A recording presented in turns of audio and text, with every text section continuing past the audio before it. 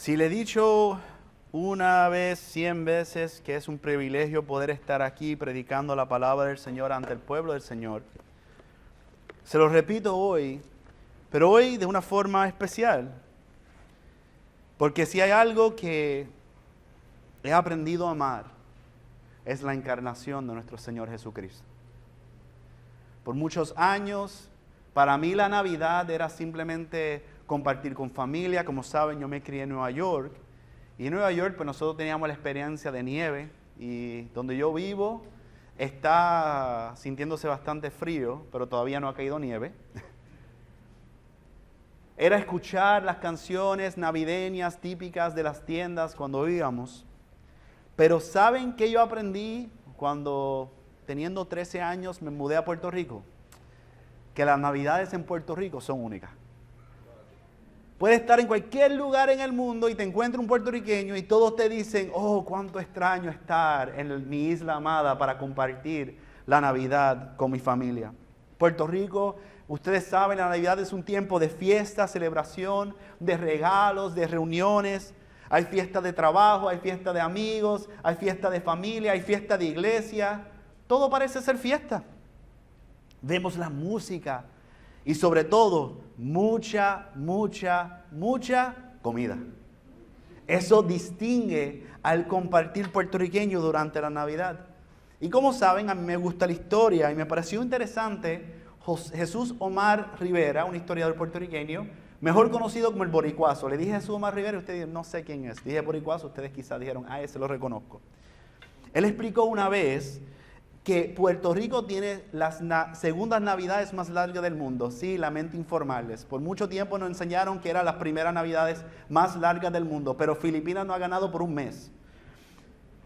Pero aún así, nosotros típicamente aquí en la isla comenzamos el Día de Acción de Gracias y terminamos ¿cuándo? Hoy en día el 14 de enero. Pero históricamente nuestros tatarabuelos terminaban el 2 de febrero con la celebración de la Candelaria. Todo eso para ellos era la época de Navidad. Así que imagínense, ser un puertorriqueño aquí durante Navidad, estamos hablando de 2, casi 3 meses de celebración de Navidad. Y a nosotros, la verdad, nos encanta la fiesta, nos encanta el reír, el cantar. Piensen en la niñez. Para la niñez es toda una experiencia la celebración puertorriqueña. Pero ¿han notado algo que ha faltado en todo lo que yo he dicho? En todo lo que yo he descrito que es la Navidad puertorriqueña, se me faltó lo más importante. Porque muchos celebran la Navidad, pero han perdido de vista la razón de la Navidad. La razón por la cual nosotros celebramos. Y no son los regalos, no es la comida, no es compartir con familia, no es la música. Es que Cristo Jesús nació. Esa es la razón de nuestra celebración. Jesucristo ha nacido. El Verbo fue encarnado. Entonces, hermanos, en estas próximas 3 semanas, nosotros como iglesia vamos a estar mirando una pequeña serie de la Navidad. Y vamos a estar de cierta forma respondiendo a esta pregunta. Una pregunta que empezamos a mirar hasta el miércoles para los que estuvieron con nosotros en la clase de nuestro hermano Fernando. Y esta es la pregunta: ¿cómo entonces nos preparamos y celebramos piadosamente la Navidad, el nacimiento de Cristo Jesús? ¿Cómo nosotros tomamos a Dios en cuenta en cómo nosotros celebramos la Navidad y el nacimiento de nuestro Señor? Bueno, si me pueden acompañar en sus Biblias, en el Evangelio según Lucas, el primer capítulo, verso 67.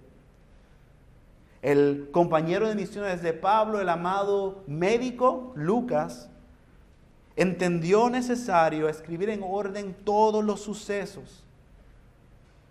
Y nosotros tenemos una hermosa historia que a mí me ha impactado.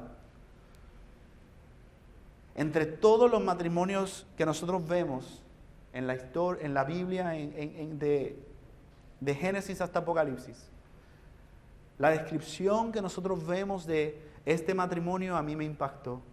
Y ese matrimonio es Zacarías y Elizabeth. Voy a hablar brevemente sobre eso, Pero primero yo quiero que podamos leer el texto que va a ser predicado en esta mañana. Vamos a leer del verso 67 al 75. Vamos a leer, vamos a orar y vamos a pedir la ayuda del Señor en nuestro mensaje de esta mañana. Leemos la palabra del Señor. Y su padre Zacarías fue lleno del Espíritu Santo y profetizó diciendo: bendito sea el Señor, Dios de Israel, porque nos ha visitado y ha efectuado redención para su pueblo, y nos ha levantado un cuerno de salvación en la casa de David su siervo, tal como lo anunció por boca de sus santos profetas desde los tiempos antiguos. Salvación de nuestros enemigos y de la mano de todos los que nos aborrecen, para mostrar misericordia a nuestros padres y para recordar su santo pacto. El juramento que hizo a nuestro padre Abraham, concedernos que librados de la mano de nuestros enemigos, les sirvamos sin temor, en santidad y justicia, delante de Él todos nuestros días. Oremos. Amado Señor, nos presentamos delante de ti. Hemos cantado a tu nombre. Acabamos de proclamar que tú eres nuestro Señor, nuestro Redentor, nuestra roca. Y ahora, Señor, venimos delante de ti en humildad y reverencia, pidiendo, Señor, que puedas hablar a nuestras vidas por medio de tu palabra, que tu Santo Espíritu pueda aplicar tu palabra a nuestros corazones, de que si hay alguien entre nosotros que no ha creído el anuncio del Evangelio, pueda, Padre amado, nacer de nuevo, Señor. Y a mí, Señor, yo pido que tú me ayudes, que en mi debilidad tú puedas ser fuerte, que me puedas ayudar a poder predicar con claridad, Señor, oh Dios, y no decir más de lo que tengo que decir, ni menos, sino que sea tu nombre exaltado. Que podamos, Señor, adorarte, alabarte por la gloriosa y buenas noticias de que tú fuiste encarnado. En tu nombre, Jesús, oramos. Amén y amén. ¿Cuál es entonces el contexto de este cántico? Ahora vamos a conocer rápidamente la historia de Zacarías y Elizabeth. Si luego en sus casas toman el tiempo de sentarse a leer el principio de ese primer capítulo, van a conocer que Zacarías era un sacerdote del linaje de Aarón y que estaba casado con Elizabeth, una mujer que también era del linaje de Aarón. Pero mira la descripción que hace de ellos dos, lo que a mí me ha impactado y me ha marcado, y que yo realmente he orado y he dicho: Señor, que mi hogar, mi relación con mi esposa podría reflejar esto. Verso 6 del capítulo 1. Ambos eran justos delante de Dios y se conducían intachablemente en todos los mandamientos y preceptos del Señor. ¿Saben lo que cuesta tener ese tipo de reputación? Que puedan decir que eran justos delante de Dios. Debería ser un matrimonio hermoso compartir con ellos. Quizás un matrimonio de mucha sabiduría, de mucho conocimiento. Su edad nos dice que ambos eran avanzados de edad. Entonces, habían vivido una vida quizás rica, amorosa, obedeciendo la voluntad del Señor. Pero inmediatamente después de darnos esa descripción, nos dice un pero no tenían hijos. En ese momento el pueblo judío, y todavía hasta el día de hoy, no solamente ellos, sino muchos de nosotros creemos que si nosotros vivimos intachablemente, si nosotros vivimos justamente, todo nos va a salir de maravilla. Y para ellos una de las mejores señales del favor del Señor en ese tiempo era que los matrimonios que honraban al Señor tuvieran hijos. Pero la descripción que se da de ellos era que eran intachables. ¿Pueden pensar en eso? Yo todavía no cumplo con eso. Ellos vivían todos los mandamientos, todos los preceptos del Señor. Uno esperaría entonces que diría, y tenían 20 hijos, pero no tenían hijos. Es más, nos dice que Elizabeth, su esposa, ya era estéril. Entonces, Zacarías, mientras él cumplía su oficio como sacerdote, le correspondió, según el orden, dice el texto, a ofrecer incienso al Señor. Zacarías como sacerdote entraría al templo, se pararía al lado de ese velo que dividiría el lugar santísimo del lugar santo y oraría al Señor. Presentar incienso se hacía 2 veces al día, una vez por la mañana, una vez por la tarde. No sabemos cuál de los dos fue que le tocó a él, pero le tocó ir a orar directamente donde se encontraba la presencia de Dios, pero no podía entrar porque había un velo. ¿Y qué fue lo que ocurrió? Dice que se sorprendió, porque de momento se le apareció un ángel. Dice que Zacarías se turbó, le sobrecogió temor, y quiero que entiendan por qué esto está ocurriendo. Claro, si se nos pareciera un ángel, deberíamos responder en temor. Pero recuerden, habían pasado 400 años. Por lo menos 400 años de silencio desde la promesa de Dios de enviar a un profeta que prepararía el camino para el Mesías del Señor. Y Dios había hablado y por el ángel le está dejando saber que el tiempo ha llegado. Zacarías en su oración, una de las cosas que él estaba llamado para orar como sacerdote era que Dios enviara a su Mesías. Envía el prometido, envía a traer liberación, salvación a tu pueblo. Pero parece que en medio de esa oración, él dijo, Señor, yo quisiera tener un hijo. Sabemos eso porque el ángel le dice que su oración fue escuchada y le dice no solamente que Dios le va a dar un hijo, sino que ese hijo va a ser ese profeta prometido, y le dice que le llamará Juan. Ahora, Zacarías, aquel que fue descrito como intachable, aquel que guardaba todos los mandamientos, creyó sin problema como hacemos muchas veces nosotros, ¿verdad? No, dice que él lo dudó. Él dudó en ese momento, y porque dudó y cuestionó al ángel, él recibió una señal. Y esa señal fue que se quedó mudo. Pasó el tiempo, él llega a su casa, su esposa queda embarazada, ella se oculta por 5 meses. Ella dice, bueno, el Señor ahora se ha dignado a quitarme esta afrenta delante de todo el mundo, pero imagínate una persona ya mayor de edad, 5 meses embarazada, escondida, hasta llegar el momento de su alumbramiento. Y la familia discutiendo el nombre que se sería dado a ese niño.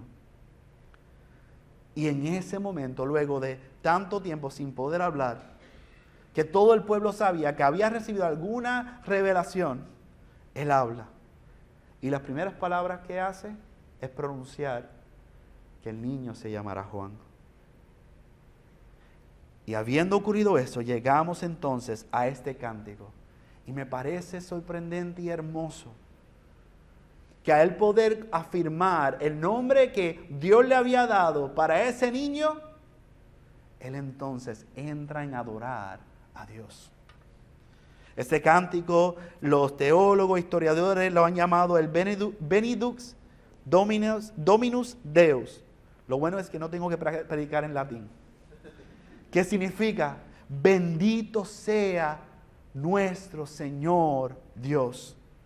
Y mientras nosotros estemos mirando este texto, hermanos, mi oración y mi anhelo es que nosotros podamos, al comprender la gloria de Dios en la encarnación del Verbo, levantar nuestras voces juntos a Zacarías, a los ángeles y a toda la creación. Que toda la iglesia podamos proclamar, bendito sea nuestro Señor y Dios. Alabado sea nuestro Salvador, porque grandes son sus obras y grande es su poder, y que podamos piadosamente, tomando al Señor en cuenta en todo lo que hagamos y expectantes, cuando miramos a celebrar su encarnación, podamos verdaderamente cumplir lo que es el tema de nuestra predicación: adorar a Dios. Que nuestra adoración sea verdaderamente por su encarnación. Así que, ¿qué veremos en esta mañana? Vamos a ver 3 puntos. El primero, ¿por qué corresponde nuestra adoración por su encarnación? Bueno, primero porque Dios es nuestro poderoso Salvador. Eso lo vamos a ver cuando vemos el verso 67 al 70. Segundo, vamos a ver que Dios muestra misericordia en nuestra redención. Él es poderoso para salvarnos y al salvarnos, Él está mostrando su misericordia. Y tercero, vamos a ver cómo Dios nos restaura a una comunión que es diaria y eterna con Él. Así que yo les invito a, como le he dicho siempre, que tengan su Biblia ahí presente, porque vamos a ir del verso 67 al 75, y mi oración siempre es que sea la palabra del Señor hablando al pueblo del Señor. Así que síganme ahí con el texto. Nosotros vamos a ver en el verso 67 al 70 cómo Zacarías, primeramente, lleno del Espíritu Santo. Importante recordar eso, él fue lleno del Espíritu Santo en ese momento, así que las palabras que él está proclamando de adoración a Dios están siendo informadas por Dios mismo que creó todas las cosas. Entonces, lleno por el Espíritu Santo, él empieza a reconocer que a través de todas las Escrituras nosotros vemos que Dios cumple su promesa y su misión de redimir a los escogidos suyos. Zacarías conocía muy bien las Escrituras, él era un sacerdote. Recuerden, el proceso para poder entrar en el lugar santo era sumamente específico. Él no podía fallar en nada. Por lo menos en sus convicciones, en ese momento como sacerdote, él tenía que conocer la ley, él tenía que conocer las Escrituras. Y para su momento, las Escrituras, hasta él entender, era el Antiguo Testamento, el Tanakh. Eso incluía la ley, los profetas y los escritos. Y él conocía muy bien la promesa de Dios.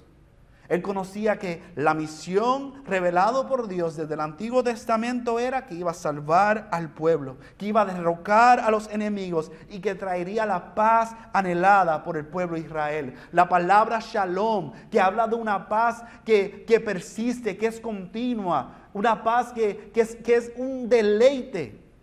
Él conocía eso.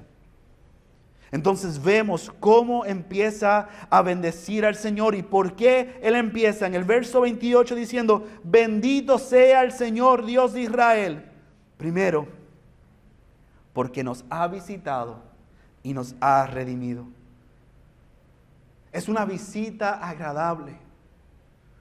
Cuando él está diciendo, el Señor nos ha visitado, él está diciendo, no ha visitado para mostrar su favor.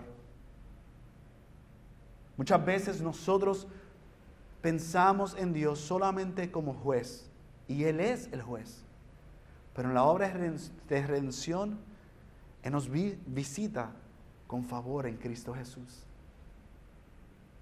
pagando el precio, ¿verdad? Entonces Él está diciendo, es una visita de Dios, y nosotros podemos ver en la historia cuando Dios ha visitado, ha irrumpido en la historia para diferentes razones. Él está diciendo, esta visita en este momento es una visita donde Dios va a mostrar su favor hacia su pueblo al cumplir su propósito. ¿Cómo se encontraba el pueblo en ese momento? Se encontraba bajo la opresión del Imperio Romano.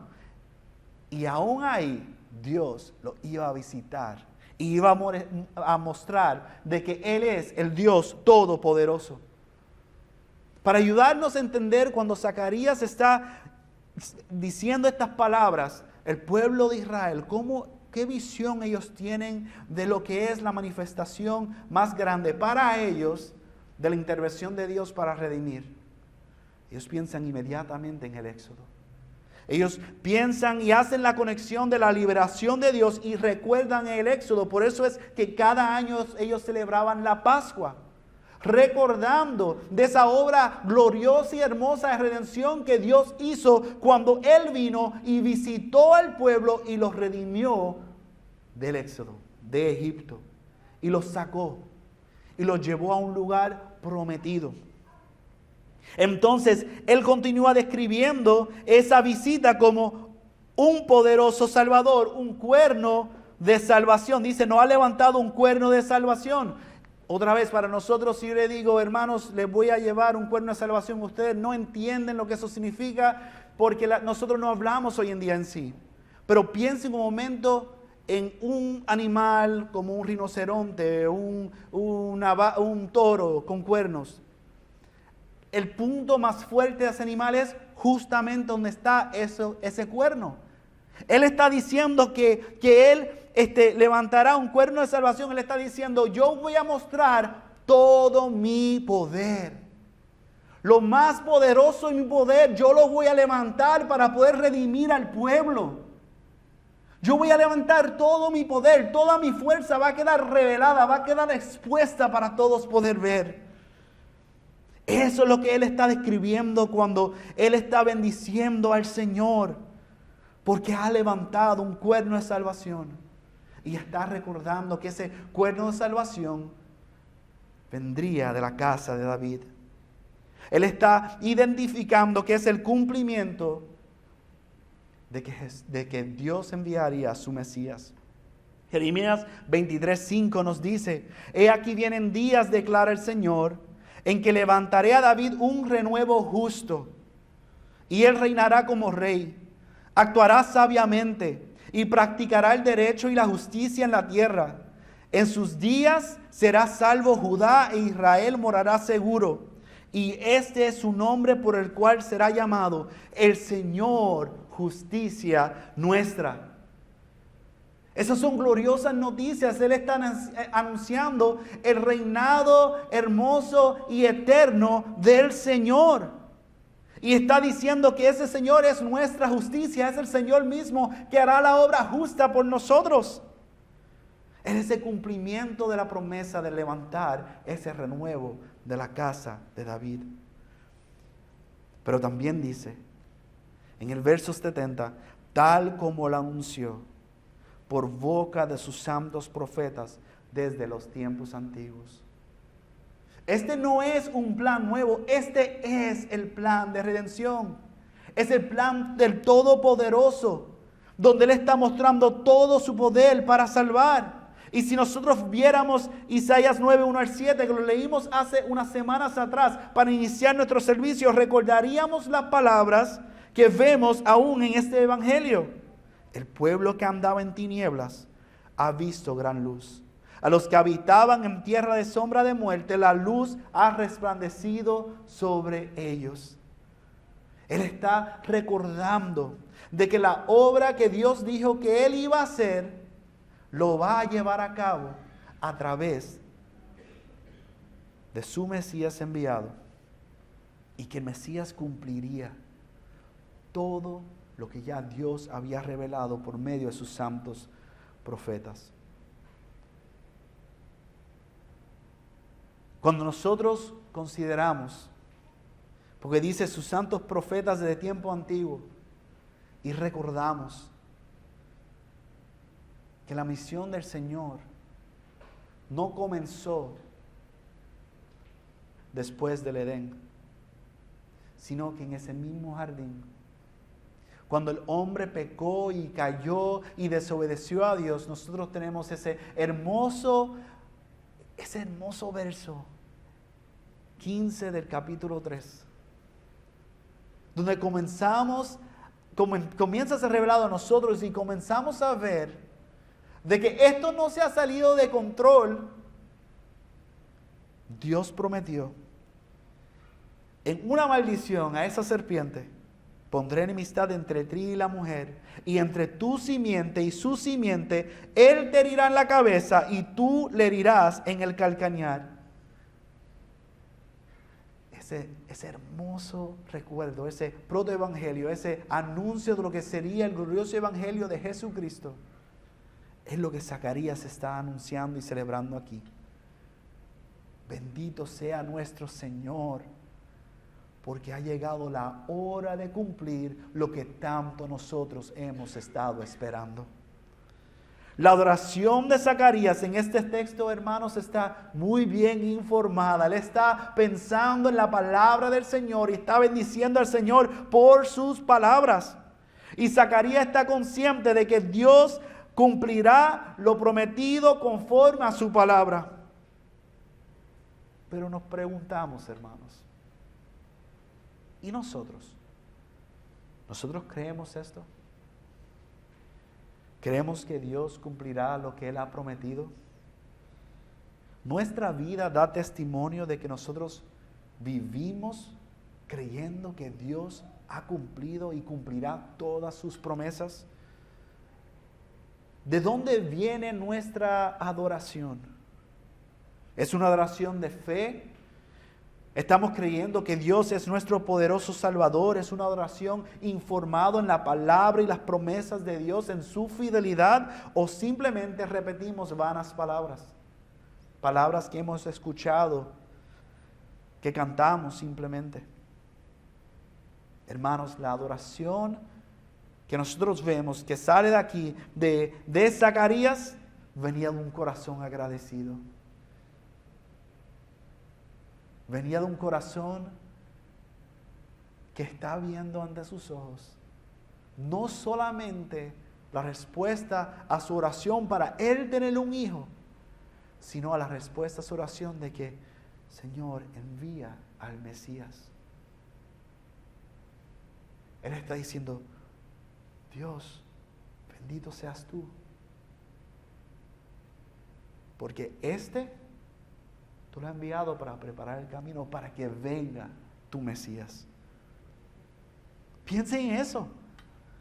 Su corazón sumamente agradecido, reconociendo que no era su justicia la que le había permitido lograr eso. No era porque él había sido intachable, sino que había sido porque Dios es el poderoso para salvar.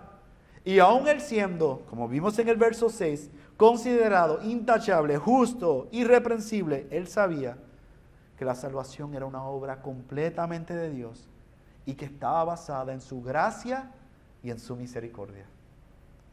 Y por eso podemos ver en los versos 71 y 72, nuestro próximo punto, que Dios muestra misericordia en nuestra redención. Esos versos leen, salvación de nuestros enemigos y de la mano de todos los que nos aborrecen, para mostrar misericordia a nuestros padres y para recordar su santo pacto. La naturaleza, hermanos, del hombre pecaminoso es de vivir impíamente. Y si no entienden el significado de eso, yo les animo a que puedan escuchar la clase del miércoles pasado.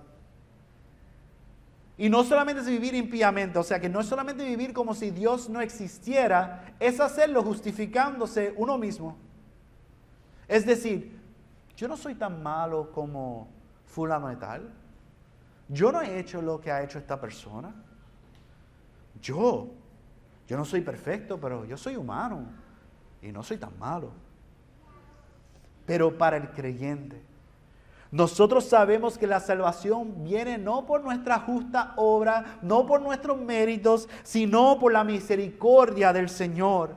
Y Zacarías nos ayuda y nos informa porque él eleva su voz adorando a Dios, quien ha traído a su pueblo salvación de sus enemigos.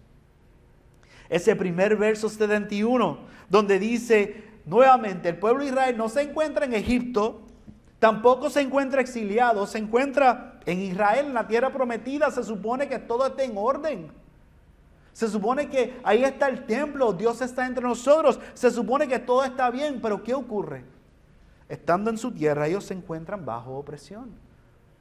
Ellos veían al imperio romano como, algunos lo veían como un instrumento de Dios, aquellos que se beneficiaban, pero en general el pueblo reconocía que este no era el modelo que Dios había establecido cuando Él prometió de que Él reinaría para siempre.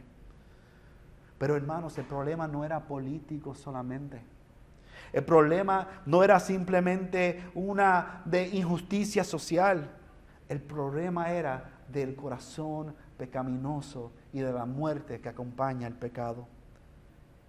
La salvación necesitaría que el Mesías diera su vida y pagara el precio por nuestros pecados, muriendo por nosotros. Pero el problema, hermanos, es que nosotros también teníamos que nacer de nuevo por fe en aquel. Pero ¿cómo un bebé puede nacer de nuevo? Posible. ¿Cómo un viejo puede nacer? No puede por nuestra propia fuerza. Nosotros no podemos hacernos nacer de nuevo. Es una obra del Espíritu. Y por eso Él nos libera a sus enemigos, pero nos muestra misericordia. Porque es Él que nos hace nacer de nuevo por su gracia y misericordia. El Salmo 136. Si tienen un salmo que quieren memorizar, yo le animo a que memoricen el Salmo 119. Solamente como un reto. A los niños pequeños le enseñan el alfabeto hebreo con ese salmo. Es increíble. El que lo logre me enseña a mí, por favor. Pero el Salmo 136 es un excelente salmo para poder memorizar. Porque es un salmo que se leía y se cantaba antifonalmente. Y hay una parte de ese salmo que se repite constantemente para que no nos olvidemos. Y es esta frase. Porque para siempre es su misericordia. Constantemente estamos recordando, ¿por qué? Porque para siempre es su misericordia. La gracia y el favor del Señor y su obra de salvación es una obra de gracia y misericordia. ¿Por qué? Porque para siempre es su misericordia. Pero lo vemos también en el Nuevo Testamento, en Efesios 2, 8, 9, cuando somos recordados de la gracia del Señor hacia nosotros. Porque por gracia habéis sido salvados por medio de la fe. Y esto no de vosotros, sino que es don de Dios, un regalo de Dios, no por obras, para que nadie se gloríe. Zacarías adora al Señor, bendice el nombre del Señor, porque Dios, cuando salva con todo su poder, está cumpliendo su pacto. El Salmo 78 nos recuerda de que Dios ha permanecido fiel aun cuando su pueblo fue infiel. Dice que Él fue el que escogió a David. Él lo tomó entre los apriscos de las ovejas. O sea que Él tomó a uno que había sido descartado por su propia familia. Y de ese levantará un renuevo hermoso. Nuestro Dios, hermanos, es Salvador poderoso, quien ha mostrado misericordia en nuestra redención para poder restaurarnos a comunión con Él. Y eso nos lleva a nuestro tercer punto. Los versos 73 al 75, que nos dice el juramento que hizo a nuestro padre Abraham, recordando nuevamente que Dios mismo hizo ese juramento. ¿Cuál era? El de concedernos que, librados de la mano de nuestros enemigos, les sirvamos sin temor, en santidad y justicia, delante de Él todos nuestros días. Interesante, esta porción lo está cantando Zacarías, pero eso no fue la experiencia de Zacarías ante Gabriel. Cuando él estaba ante el ángel Gabriel, dice el verso 12 que él se turbó al verlo, le sobrecogió temor. Pero por la obra de nuestra salvación, Dios quita el temor pecaminoso y lo reemplaza con un temor santo. Una reverencia. Nos da un corazón nuevo donde ahora el Espíritu Santo de Dios puede habitar, puede liderar, puede gobernar en nuestras vidas. Y podemos entonces deleitarnos de esa comunión que es sin temor, en santidad y justicia. Hermanos, comunión con Dios requiere un corazón donde Él sea siempre lo más hermoso. Comunión con Dios requiere que Él sea siempre lo más hermoso. Otra vez, comunión con Dios requiere que Él sea siempre lo más hermoso. Ninguno de los que estamos aquí podemos cumplir eso perfectamente. Y por eso descansamos en su misericordia y su gracia. Y de que Él sea el que haya iniciado esa comunión. Pero en el proceso de que Él nos ha salvado, nuestro corazón renovado, nuestro corazón cambiado, nuestro corazón transformado, nosotros ahora podemos ir creciendo cada día más y más y que Dios entonces sea lo más hermoso para nosotros. Y el pecado que vamos matando es más y más horrendo cada día. Cuando Dios es lo más hermoso, amados hermanos, la riqueza de este mundo, lo que este mundo te puede ofrecer, sus vanidades, tú reconoces inmediatamente que eso no va a producir el gozo que solo podemos encontrar en nuestra comunión con Dios. Si Dios es, hermanos, lo más hermoso para nosotros, nosotros vamos a ver paz, amor, unidad, armonía en la familia de Dios. Y si Dios es lo más hermoso, nosotros vamos a ser atraídos a Dios por encima de todo, porque Cristo será siempre nuestro gran tesoro. Y esto es algo que nosotros podemos vivir, no solamente hoy cuando nos reunimos los domingos y todos quizás venimos con un mismo deseo queriendo que Dios hable en nuestras vidas, sino la promesa es todos los días de nuestras vidas. Zacarías podría posiblemente recordar las palabras del profeta Isaías. Capítulo 2, verso 2 al 4 nos dice: y acontecerá en los postreros días que el monte de la casa del Señor será establecido. Está establecido. ¿Cómo? Como cabeza de los montes, por encima de todos. Se alzará sobre los collados y confluirán a él todas las naciones. O sea que todas las naciones vendrían al lugar apropiado. Y vendrán muchos pueblos y dirán: venid, subamos al monte del Señor, a la casa del Dios de Jacob, para que nos enseñe acerca de sus caminos y andemos en sus sendas. Todos los días. Porque de Sión saldrá la ley y de Jerusalén la palabra del Señor. Juzgará entre las naciones y hará decisiones por muchos pueblos. Todo en orden. Dios gobernando. Y como eso ocurre y podemos deleitarnos eso en todos los días, mira cómo termina esas palabras Isaías.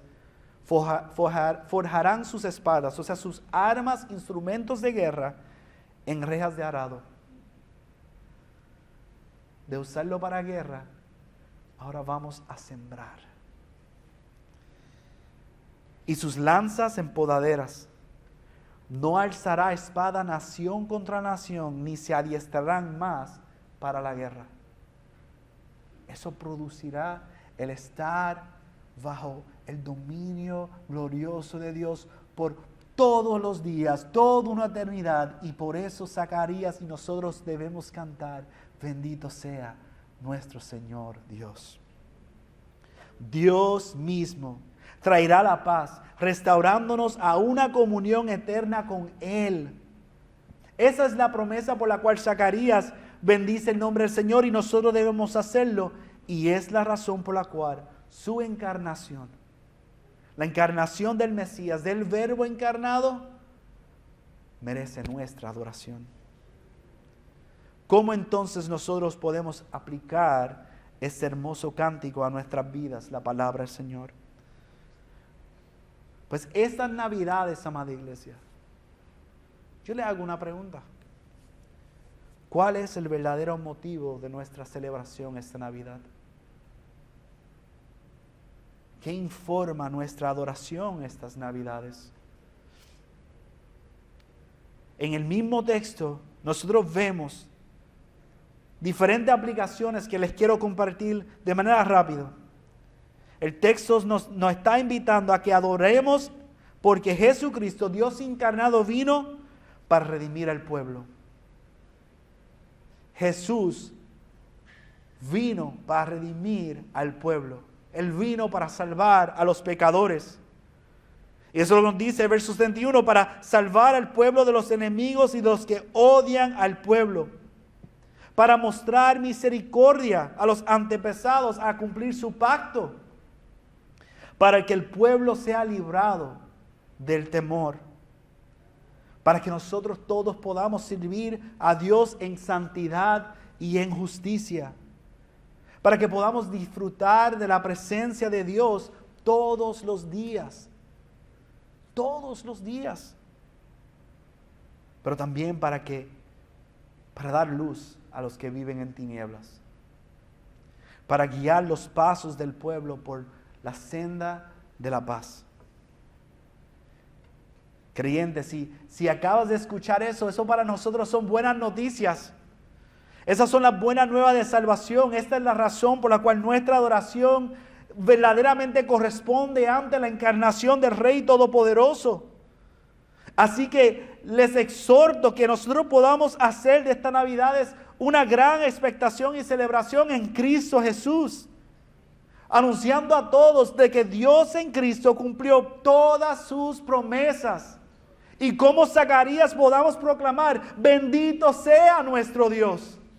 Ese debe ser nuestra actitud y nuestro vivir y nuestro deleite. Nosotros tenemos que retomar la Navidad y anunciar de que la razón de la Navidad es que el Verbo fue encarnado y tenemos que adorarle.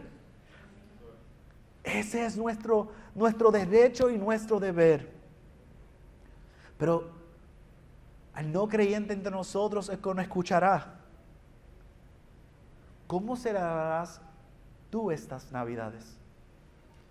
A la luz de lo que nosotros acabamos de ver, quizás conoces esta historia, quizás has escuchado este cántico, quizás lo has leído.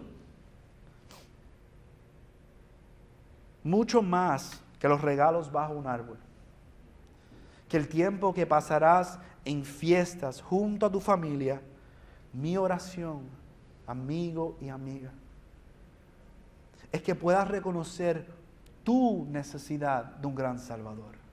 Dios es un poderoso Salvador, pero tienes que reconocer tu necesidad de un gran Salvador. Tienes que reconocer donde tú te encuentras en este momento. Él es un gran Salvador, pero Él es tu gran Salvador. Tú ves a Cristo como el regalo más glorioso y valioso en toda la historia. Tú reconoces que Él es Dios encarnado, el único digno de nuestra adoración. Mi oración es que tú puedas con nosotros ser salvo por gracia, porque esto no se trata de una decisión que nosotros tomamos, eso se trata de la convicción que el Espíritu Santo produce en ti al hacerte nacer de nuevo para que puedas creer en fe. Y mi oración es que Dios pueda hacer eso para que junto a nosotros puedas proclamar: bendito sea el Señor Dios nuestro. Para concluir, hay un escritor puritano que escribió las siguientes palabras: mirad aquí, en la encarnación, como en un espejo, el amor infinito de Dios Padre, que cuando nos habíamos perdido por el pecado, Dios en las riquezas de su gracia envió a su Hijo, nacido de mujer, para redimirnos. Y he aquí el amor infinito de Cristo, en que estuvo dispuesto a condescender, a tomar nuestra carne. Seguramente los ángeles habrían desdeñado tomar nuestra carne. Habría sido un menosprecio para ellos. ¿Qué rey estaría dispuesto a vestir de cilicio sobre su manto de oro? Pero Cristo no escatimó tomar nuestra carne. Oh, el amor de Cristo. Si Cristo no se hubiera hecho carne, nosotros hubiesen mantenido siendo maldición. Perdona. Quiero asegurar que escuchen eso.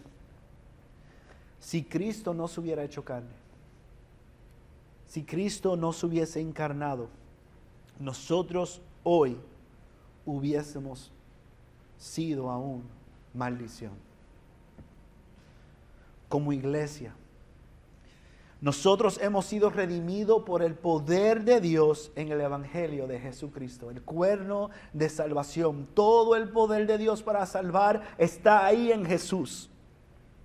El Verbo encarnado creció, vivió la vida perfecta, murió pagando el precio por nuestros pecados y resucitó al tercer día, comprobando que el Padre había aceptado el sacrificio del Hijo, pero también comprobando de que el Hijo verdaderamente era Dios.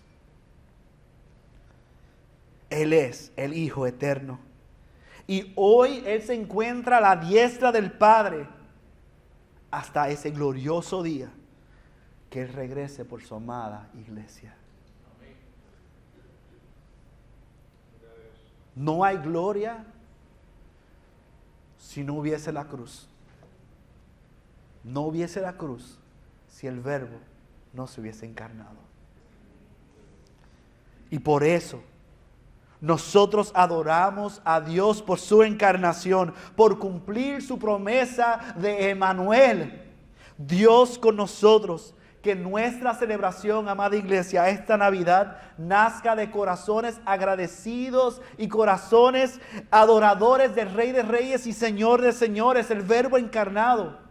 Que podamos celebrar la Navidad en adoración al Dios quien ha cumplido su promesa de salvarnos y enviarnos un poderoso Salvador. Celebremos la Navidad en adoración a Dios, diciendo: bendito sea el Señor Dios nuestro, porque ha mostrado gracia y misericordia en nuestra redención. Y que podamos clamar: bendito sea el Señor Dios nuestro, que nos ha restaurado a una comunión con Él, a una comunión eterna, y lo ha hecho uniéndonos a su amada familia, la iglesia. Que estas Navidades verdaderamente nuestra celebración sea en adoración por su encarnación, y que clamemos: bendito sea el Señor. Vamos a orar. Amado Padre, te damos gracias, Señor, que podemos recordar y proclamar, bendiciendo y exaltando tu santo y poderoso nombre, de que el Verbo fue encarnado, de que en su encarnación tú cumpliste tus promesas y tu propósito, y que por tu gracia nosotros hemos sido redimidos y salvados. Pero a la vez, Padre, recordando quién sería ese niño. Señor, que nosotros podamos, mientras seguimos a Jesús como discípulos, seguir el ejemplo de Juan el Bautista. Toda su vida, Él reconoció que su propósito de ser, su ministerio, su vida, no era para exaltar su nombre, sino el tuyo. Señor, ahora nosotros que podemos ser beneficiarios, que podemos experimentar la gloria hermosa de tu salvación, ¿cuánto más nosotros, Señor, podemos hoy vivir completamente, plenamente para tu gloria? Que nosotros podamos siempre, donde quiera que estemos, apuntar al Cordero de Dios, al Verbo encarnado. Que nuestras vidas sirvan para apuntar a aquel que vino y que hoy reina con poder. Señor, ayúdanos. Ayúdanos, Señor. Y que tu Santo Espíritu aplique tu palabra a nuestras vidas, a nuestra mente, a nuestros corazones. Pero, Padre, que podamos ser convencidos de que nuestra adoración sea a ti. Te damos gracias, Jesús, y decimos: bendito seas, Señor nuestro Dios. Amén.